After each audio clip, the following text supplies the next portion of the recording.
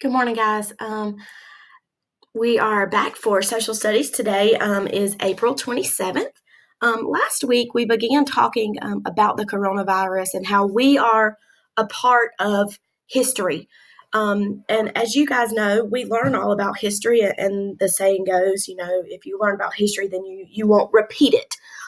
So we're going to talk about how can we let people know about what is happening here in order to help them know how to deal with something like this if it ever happens again.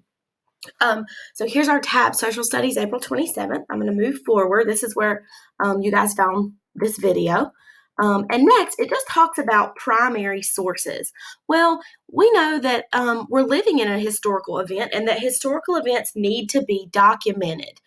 That means they need to be recorded so that historians or people who studied the history of our nation in the future can use our experiences to learn and so that they don't make the same mistakes that we've made. And so, how can we help future historians, scientists, and other people learn about COVID 19, this pandemic that we're living through, in order to prevent another one from happening? There's a quote from Theodore Roosevelt: "The more you know about the past, the better prepared you are for the future." So if you think about it, like you went out and rode your bike, and there's this really big hill, and last time you didn't wear your helmet and you fell and bumped your head when you went down this hill. Well, I would hope you would want to ride your bike again, and but this time, because you didn't wear your helmet last time and you got hurt, this time you will choose to wear your helmet. You're more prepared because of what happened to you in the past. We want to think about our nation and the world being that way. So here are some examples of primary sources. We know primary sources are recorded when they happened. So this photograph is from the Civil Rights Movement. It's a photograph of Dr. Martin Luther King at the March on Washington. So this is an actual photograph taken of him that day. There's also a newspaper article on his assassination and burial, right? That was printed at the time that it happened. It wasn't something that somebody else wrote, years and years later. That was from the time. Next, here's some World War II information. So, diary pages from Anne Frank, right? She lived through that time. She was hiding from the Nazis. She wrote her her thoughts and her emotions and everything down in her diary. Her diary's now been published as a book.